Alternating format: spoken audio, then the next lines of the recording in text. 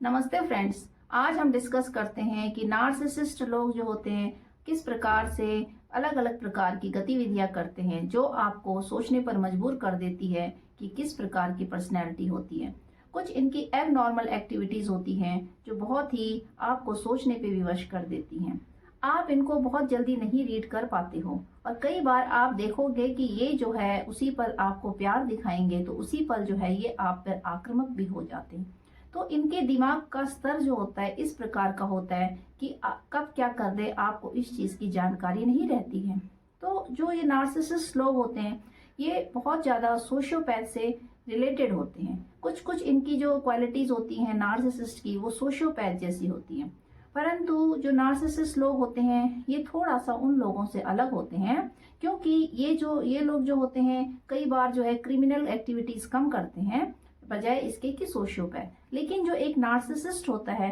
वो एक सोशियोपैथ भी होता है, क्योंकि बहुत सारी क्वालिटीज जो होती हैं आपस में इन लोगों की मैच करती है, जैसे कि दूसरों का फायदा उठाना, चीट करना, दूसरों को धोखा देना और दूसरों की संपदा और दूसरों की जो प्रॉपर्टी होती है, दूसरों की जो पैसे होते हैं उन पर जो है इन लोगों को ऐश करना बहुत अच्छा लगता है। तो ये जो है दूसरों को इस प्रकार से कैप्चर करने की कोशिश करते हैं कि दूसरों के हिस्से और अधिकार को भी जो है छीन कर जो है अपने उसमें लाना चाहते हैं।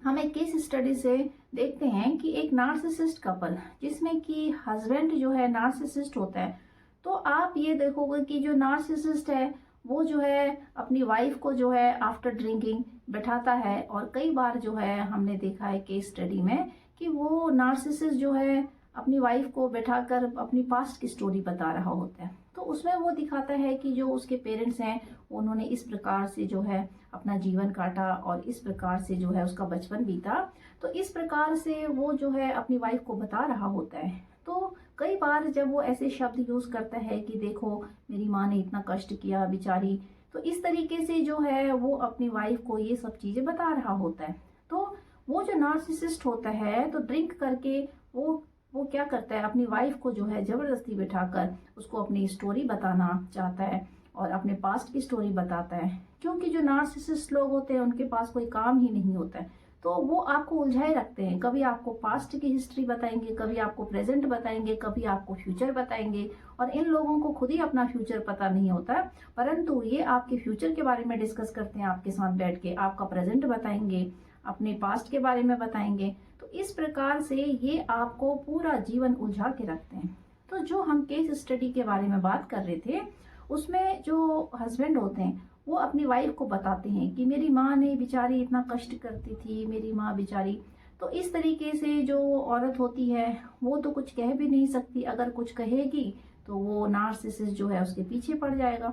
तो इसी वजह से उसमें क्या होता है कि वो जो नार्सिसिस्ट व्यक्ति होता है वो अपनी स्टोरी सुनाता है। तो बार बार जब वो बेचारी बेचारी कहता है अपनी माँ को, तो वो औरत जो है हामी भरती है कि हाँ हाँ ठीक है, ऐसा ठीक है, आपने जो है आपका पास्ट ऐसे बीता, ओके ओके इट्स ओके। लेकिन जब उसके मुंह से निकल जाता है कि अरे यार तुम्हारी माँ बेचारी, तो वो नार्सिसिस्ट जो है उसको स्लैप कर देता है कि तूने मेरी माँ को जो है बेचारी कैसे कहा। तो it was a very abnormal situation कि जब आप ऐसी चीजें कह रहे हो अपने मुंह से और सामने वाला सुन रहा है, तो उसको भी अगर उसने ये चीजें दोहराई हैं तो वो चीज आपको हर्ट हो गई कि इसने मेरी माँ को बेचारी कैसे कहा, बेचारी तो ये होनी चाहिए।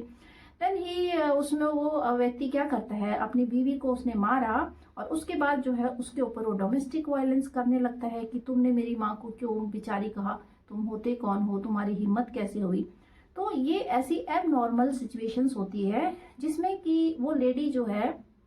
बहुत ज्यादा अपने उस टॉर्चर वाले फेज से गुजरती है। तो उसकी जो दिमाग की कंडीशन होती है वो इस प्रकार की हो जाती है कि वो जो है फिर आगे आने वाले टाइम में जो है कई बार सोचती है कि इस व्यक्ति को क्या आंसर दिया जाए, कहाँ पर जो है नार्सिसिस्ट व्यक्ति को हर्ट हो जाएगा, कहाँ पर इसको गलत लगेगा। तो इस तरीके से जो नार्सिसिस्ट लोग होते हैं इनकी जो एक्टिविटीज होती है कई बार इतनी एबनॉर्मल हो जाती है कि सामने वाला व्यक्ति जो है उसको पढ़ नहीं पाता है, उसको समझ नहीं आता है कि कहाँ पे गलती हो गई है। एक दूसरी केस स्टडी लेते हैं जिसमें कि जो हस्बैंड वाइफ होते हैं, तो हस्बैंड जो नार्सिसिस्ट होते हैं तो वो व्यक्ति जो है जैसे अपनी वाइफ को बोलता है कि चलो घूमने चलो, और काम तो कुछ करते नहीं है नार्सिसिस्ट लोग, सारी बीवी के ऊपर थोप देते।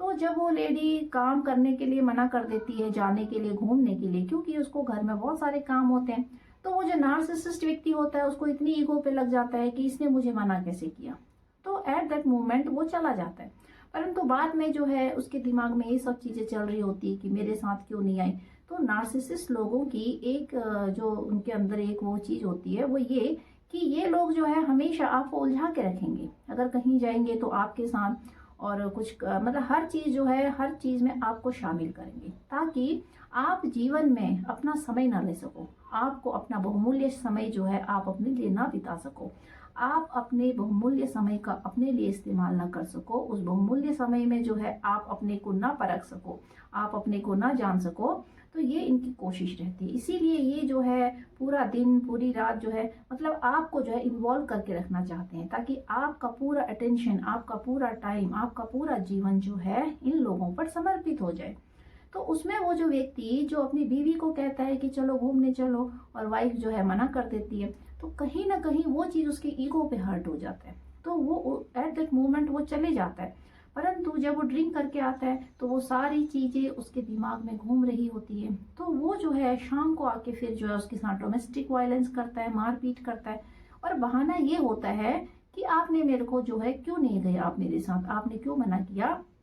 मेरे को अकेले जाना पड़ा, आपके पास टाइम नहीं है। तो मतलब ये बहुत सारी ऐसी एबनॉर्मल एक्टिविटीज होती हैं जिससे कि हम सोच सकते हैं कि जो सामने वाले का जो पर्सनैलिटी है वो कितना डिफरेंट है। तो आप जो है नॉर्मल पर्सनैलिटी के व्यक्ति तो नहीं होते हो, क्योंकि जब नार्सिसिस्ट लोग होते हैं ये जो है इनको खुद ही समझ नहीं आता कि ये क्या कर रहे हैं। तो इनके साथ जो लोग रह रहे होते हैं वो चीजों को समझ रहे होते हैं कि कुछ तो गलत हो रहा है, कहीं पर तो गलती है। लेकिन नार्सिसिस्ट व्यक्ति जो होता है वो सामने वाले को, जो विक्टिम होते हैं, उनको इतना उलझा कर रखता है, पूरे जीवन उनको उलझा कर रखेगा, कभी लड़ाई झगड़े में, कभी मारपीट में, कभी रिश्तेदारी में, कभी किसी में। तो आपको आपके जीवन का जो पार्ट होता है, जो समय आप अपने आप को दे सकते हो, सोच सकते हो, मनन कर सकते हो, वो आपको नहीं मिलता है। तो इसीलिए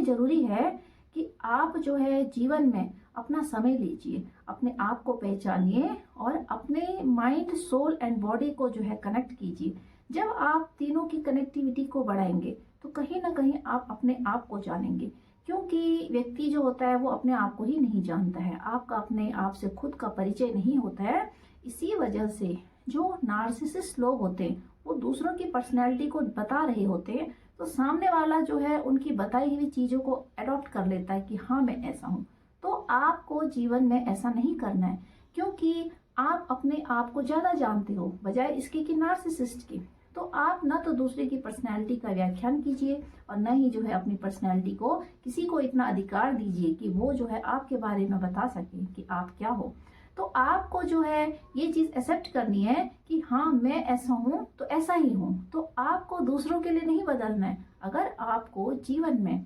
परिवर्तन करना है, अपने आप को बदलना है, अपने सेल्फ को बदलना है, अपनी आत्मा का उद्धार करना है, तो आप उन्हीं पॉइंट्स पर कीजिए जिससे कि आपको सेटिस्फेक्शन मिले, जो आपको लगता है कि हाँ आपको इन चीज में परिवर्तन करना चाहिए जो आपके लिए अच्छा है, तो उसमें आप जो है अपने को जो है निखार सकते हो। परंतु अगर कोई व्यक्ति, अगर नार्सिसिस्ट आपको बोले कि आप ऐसे हो, आपको ऐसा करना चाहिए, समाज ऐसा, रिश्तेदार, तो आपको जो है वहां पे स्टॉप करना है और आपको ये सोचना है कि आपका जो बहुमूल्य जीवन है वो सिर्फ आपका है, नार्सिसिस्ट का नहीं। क्योंकि नार्सिसिस्ट का तो काम ही होता है दूसरों के जीवन पे राज करना, दूसरों के पैसों पे राज करना, दूसरों के परिश्रम को जो है खाना, दूसरों की पूंजी को खाना। तो जो व्यक्ति ऊपर ऊपर रोटियां सेकना जानता है, आप उसके बहकावे में बिल्कुल मत आइए और अपने को जो है ग्रो कीजिए अपने लेवल पे, अपने स्तर से। तो इसी प्रकार जो नार्सिसिस्ट लोग होते हैं ये जो है सोशियोपैथ से थोड़ा अलग होते हैं।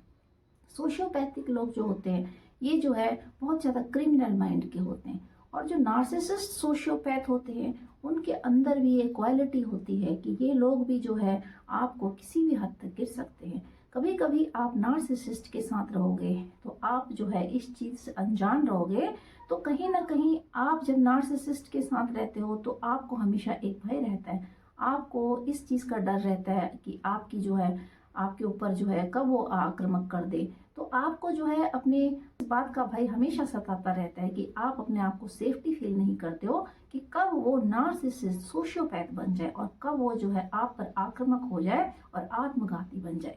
तो इसी वजह से जो नार्सिसिस्ट पर्सनैलिटी होती है, ये जो सोशियोपैथ नार्सिसिस्ट होते हैं, इनकी जो पर्सनैलिटी होती है ये इस प्रकार की होती है कि जो लोग नार्सिसिस्ट के जीवन में होते हैं, उनका जो जीवन होता है वो एक भय से गुजरा होता है। वो ट्रॉमा जो उनके अंदर एक डर क्रिएट करता है नार्सिसिस्ट के द्वारा, जो सोशियोपैथ नार्सिसिस्ट होता है उसके द्वारा, क्योंकि जो उसकी एक्टिविटीज होती है वो बहुत ज़्यादा डोमेस्टिक वायलेंस वाली होती है, मारपीट वाली होती है, और कभी कभी जब वो आत्मघाती बन जाते हैं तो आपके प्राणों के लिए भी संकट बन सकता है। तो इसी वजह से जो लोग नार्सिसिस्ट के सराउंडिंग में रहते हैं, नार्सिसिस्ट से जुड़े होते हैं, उनके अंदर ये भय क्रिएट हो जाता है और वो जो है अपनी पर्सनैलिटी को नहीं निखार पाते, उनकी पर्सनैलिटी बाहर नहीं आती है और दब जाती है, क्योंकि उनके अंदर जो ये डर होता है ये नार्सिसिस्ट के द्वारा क्रिएट किया होता है।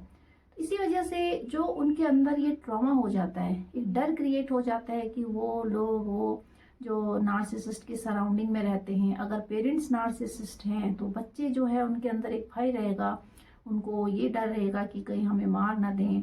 कभी हमारी पिटाई ना कर दें। और अगर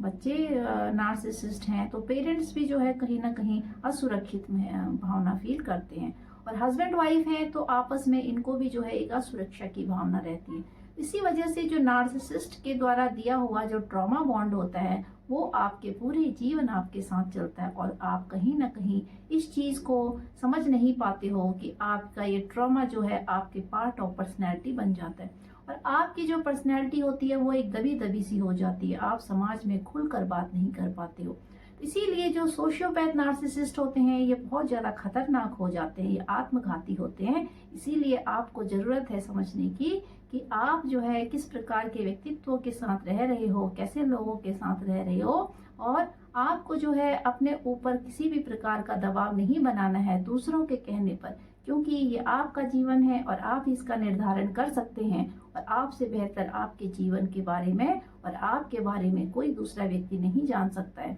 इसीलिए अपनी आत्मा को जो है आप रीड करिए, इसीलिए आपको जो है अपनी सोल, माइंड एंड बॉडी को अलाइन करना है और अपने आप से जो है अपना परिचय करना है। जब आप अपने आप से ही अपना परिचय करोगे तो कहीं ना कहीं फिर आप जो है धोखा नहीं खाओगे, और ऐसे जो मैनिपुलेटिंग लोग होते हैं ये आपको फिर जो है मैनिपुलेट नहीं करेंगे। इसीलिए ज़रूरत है अपने आप को जानने की।